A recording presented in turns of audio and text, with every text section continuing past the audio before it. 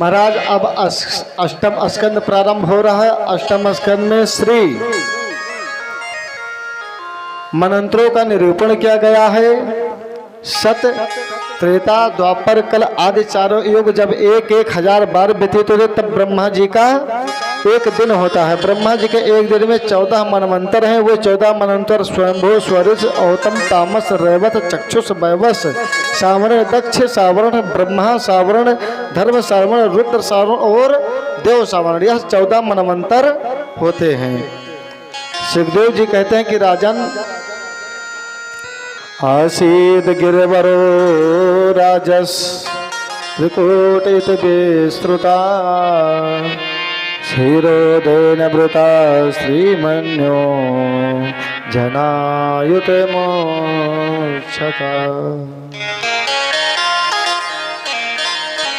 महाराज सुखदेव भगवान कहते हैं कि त्रिकूट नामक पर्वत पर एक गजराज अपने अनेक हाथनिया के साथ रहता था। एक दिन उसको अत्यंत भीषण गर्मी लगी तथा लघुता की ओर चलते हुए, और ध्यान से श्रवण करें कि महाराज इतनी गर्मी लगी कि वह सरोवर में जाकर स्नान करने लगा। वहाँ एक मगरमच्छ ने गजराज का पैर पकड़ लिया, और महाराज पैर पकड़ लिया। उसके समस्त परिवार धीरे धीरे उसको छुड़ाने का प्रयास किया, लेकिन नहीं छुड़ा पाए। बाद में एक एक करके पुत्र और पत्नी सभी लोग छोड़ गए। लास्ट में गजराज अकेला अपने बल का प्रयोग करता रहा, लेकिन कुछ नहीं कर पाया। इस कथा से हमको यह सीखना चाहिए कि परिवार के साथ सारा व्यवस्था करते रहें, भजन भोजन का सब कुछ करते रहे, लेकिन मोह न रखें। आज यही बात गजराज को स्मरण आ गया कि जिन पत्नी के लिए, जिन पुत्रों के लिए मैं दिन रात मेहनत कर रहा था, आज अगर हम जल में हमारे पैर को मगर ने पकड़ लिया है तो कम से कम छुड़ा नहीं सकते, कुछ तो सहयोग करते। लेकिन श्री गजराज विचार करते करते और अपना बल सारा लगाकर थक चुका। अब उसके केवल एक ही समझ में आती कि अब हमारी रक्षा कौन कर सकता है, तो केवल भगवान। जैसे जब मनुष्य दुखी होता है तो मंदिर में जाता है तो एक एक रोम प्रति रोम भगवान के प्रति समर्पित करके वह अपना दुख बताता है। उसी प्रकार आज गजराज दुखी हो गया महाराज, और कहते हैं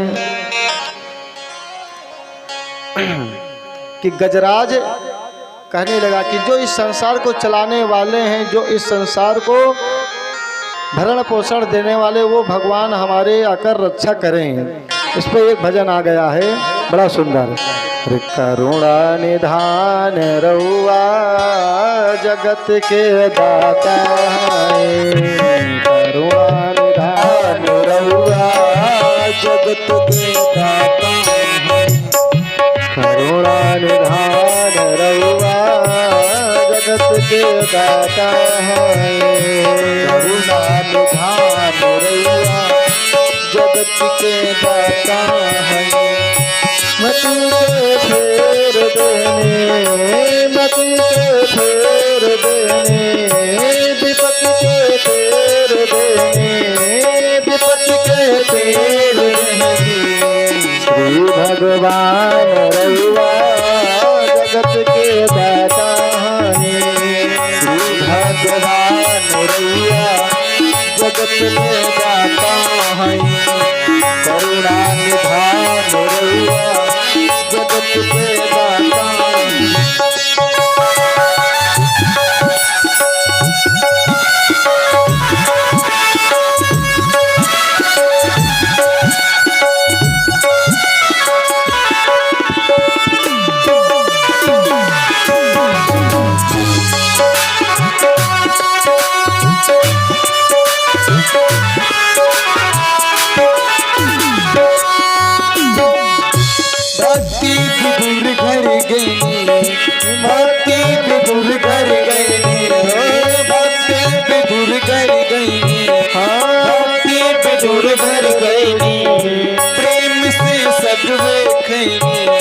प्रेम से सजवे खैनी, प्रेम खैनी प्रेम से सगवे खैनी रूपी बखान रउआ जगत के दाता है करुणा निधान रउआ जगत के दाता है करुणा निधान रउआ जगत के दाता है करुणा निधान रउआ जगत के दाता है।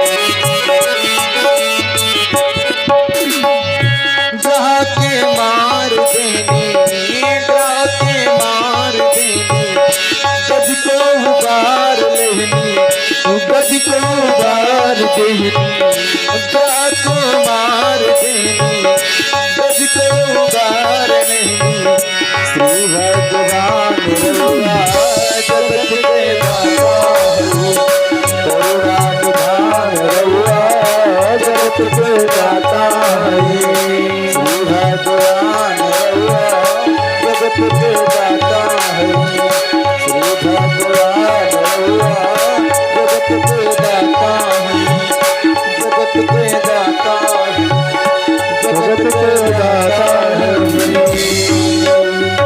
आज भगवान जब इस तरह से गजराज ने प्रार्थना किया तो ब्रह्मा जी सोचे हम जाएं, शंकर जी सोचे हम जाएं, लेकिन कोई नहीं गए क्योंकि भगवान का नाम नहीं लिया था। केवल यही कहते कि जो सृष्टि के करता धरता हरता हूँ वही आकर बच जाए। हमारे भगवान लक्ष्मी पति नारायण उससे बचाने के लिए दौड़े, गरुड़ से बोले तैयार हो। गरुड़ को अहंकार हो गया, कनिष्ठ का उंगली उस गरुड़ जी के ऊपर रखी, लेकिन तिल भर गरुड़ हिल नहीं सके। उनका अहंकार वहां पर चूर गया और भगवान श्री लक्ष्मी पति नारायण आकर वह गज को उबार लिए। शंकर में गजराज था, उसी ने गोविंद को पुकारा। गोविंद ने आते ही सबसे पहले ग्राह को उबारा। देखा जाए तो जो चक्र थे वो ग्राह के गले पर मारा, वो गला उसका कट गया और ग्राह को मार देनी, गज को उबार लेनी। यानी कि धीरे धीरे महाराज जब गजराज बाहर निकला और वह जो मगर था और स्तुति करने लगा कि हाथ में चक्र रहे जिनके अरुशेष के सैया विराज रहे हैं और भक्त गमान सदा रखते निज भक्ति का भाव निहारी रहे हैं। सुखदेव भगवान कहते हैं कि राजन ये गज और ग्राह दोनों पूर्व जन्म में शापित थे। ये जो ग्राह था वह पूर्व जन्म का हो नाम का गंधर्व था और हमेशा हास परिहास करता था, मनोरंजन करता था। इसका कार्य यह था कि हमेशा किसी न किसी हंसी के द्वारा दूसरे को हंसाता था। और एक दिन श्री महाराज देवल ऋषि स्नान करे थे और जाके वह पैर में पकड़ लिया और श्री महाराज देवल ऋषि इतने परेशान हो गए, सोचिए हमारे पैर को किसी मगरमच्छ ने पकड़ लिया। बाद में यह हंसने लगा, श्राप दे दिया जाओ तुम मगरमच्छ हो जाओ। और इधर गज को भगवान ने उबार लिया है, तो इसलिए पुनः छोटा सा कीर्तन करते हुए फिर कथा आगे है।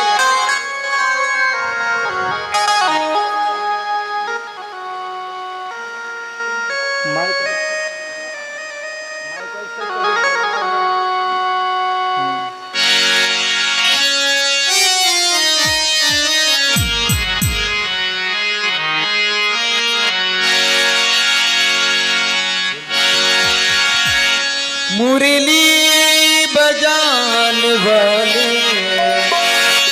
गिरवर उठान वाले मैं दास हूँ तुम्हारा, मैं दास हूँ तुम्हारा। मुरली बजाने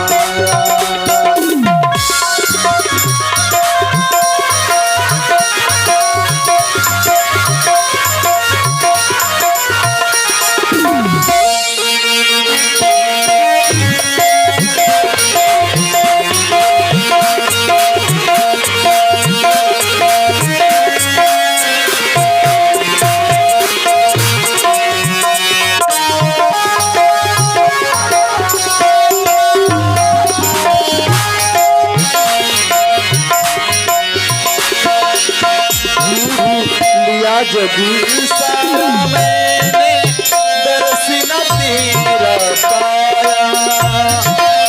ढूंढ लिया जगी सारा मैंने दर्श न तेरा पाया। जब मन को एकाग्र किया तो तू दिल बीच समाया। सारी बात रहने वाले श्री बाके बिहारी हमारे। मैं दास हूँ तुम्हारा, मैं दास हूँ तुम्हारा। मुरली बजाने वाले, गिरवल उठाने वाले, मैं दास हूँ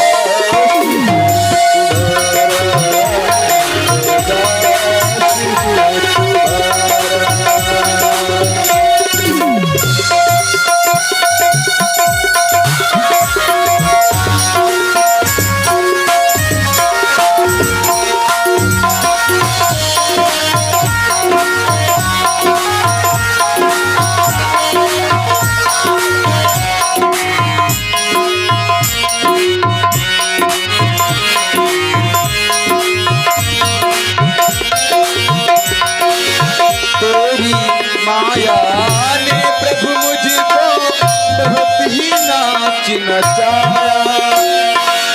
तेरी माया ने प्रभु मुझको बहुत ही नाच नचाया। दीन बंदे दुख हारण प्रभु जी नाम तेरा मैं गाया। मुरली बजाने वाले, उठाने वाले, मैं दास हूँ तुम्हारा, मैं दास हूँ तुम्हारा। मुरली बजाने वाले, कीर्तन उठाने वाले, मैं दास हूँ तुम्हारा, मैं दास हूँ तुम्हारा, मैं दास हूँ तुम्हारा, मैं दास हूँ तुम्हारा। बोलो बाके बिहारी सरकार की जय। इस प्रकार महाराज गजराज की कथा आपने श्रवण की। उसके बाद में दुर्वासा जी का द्वारा इंद्र को श्राप देना, देवताओं को श्रीहीन होना, देवताओं का भगवान के पास जाना, समुद्र मंथन का वर्णन आता है। मोहिनी भगवान का अवतार होता है। एक बार श्री दुर्वासा जी महाराज आशीर्वाद रूप में प्रदत्त माला के इंद्र ने उसकी अवज्ञा कर दी। इस अवज्ञा से क्रुद्ध हुए श्री दुर्वासा मुनि ने इंद्र को श्राप दे दिया कि महाराज जाओ, श्रीहीन हो जाओ। श्रीहीन अर्थात लक्ष्मीहीन हो जाओ। और सभी देवताओं लोग श्रीहीन हो गए और धीरे धीरे महाराज दैत्यों का आधिपत्य स्वर्गलोक पर हो गया। अब श्री सुखदेव जी कहते हैं कि परीक्षित, जब भगवान किसी को सुख देते हैं तो बहुत से लोग अभिमानी में हो जाते हैं। इसी प्रकार श्री देवता लोग जब स्वर्ग लोक में थे तो अभिमानी हो गए, फिर भगवान की कृपा से ही वह श्रीहीन हो गए। केवल निमित्त बना देते हैं किसी और को और करते सब कुछ अपने आप ही हैं। तो इस प्रकार देवता लोग दुखी होकर श्री गुरुदेव के श्री चरणों में गए। गुरुदेव ने कहा कि अब केवल एक ही चीज हो सकता है, वो क्या? समुद्र मंथन करिए, अमृत पान करिए। अब महाराज समुद्र मंथन की व्यवस्था होने लगी। समुद्र मंथन के लिए विचार किया तो बोले अकेले नहीं कर पाओगे, दैत्य और देवताओं दोनों लोग इकट्ठे होकर समुद्र मंथन करो। तो सबसे पहले समुद्र मंथन है तो मद्राचल पर्वत को उठाया। पर्वत उठाकर ले ही जा रहे थे कि रास्ते में ही गिर गए। ऐसा क्यों? क्योंकि भगवान गणेश जी की वंदना नहीं की थी। अरे गाइए गणपति जगवंदन, गाइए गणपति जगवंदन,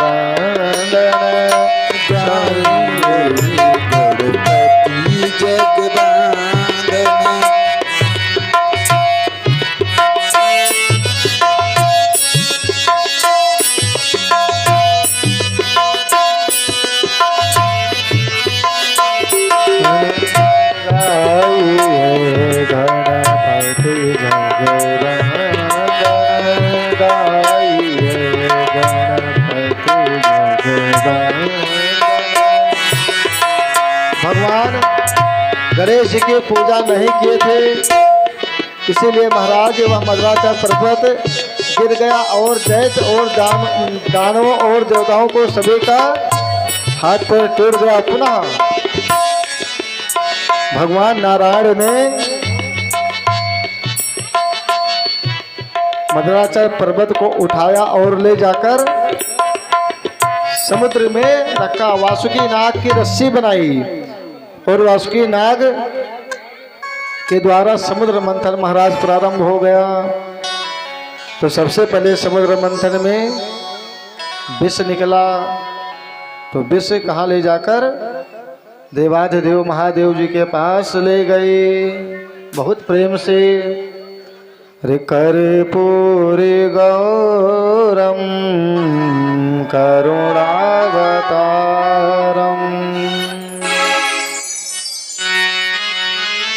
कर्पूरी गौरम करुणावतारम,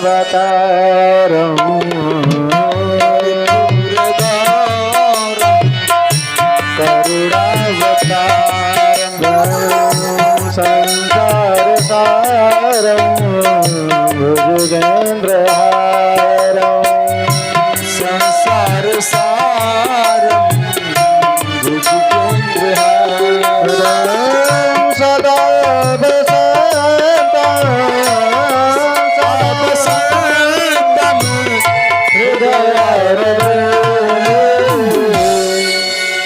कर्पूरी गौरम करुणावतारम, कर्पूरी गौरम करुणावतारम। हमारे भगवान कर्पूर गौरम करुणावतारम।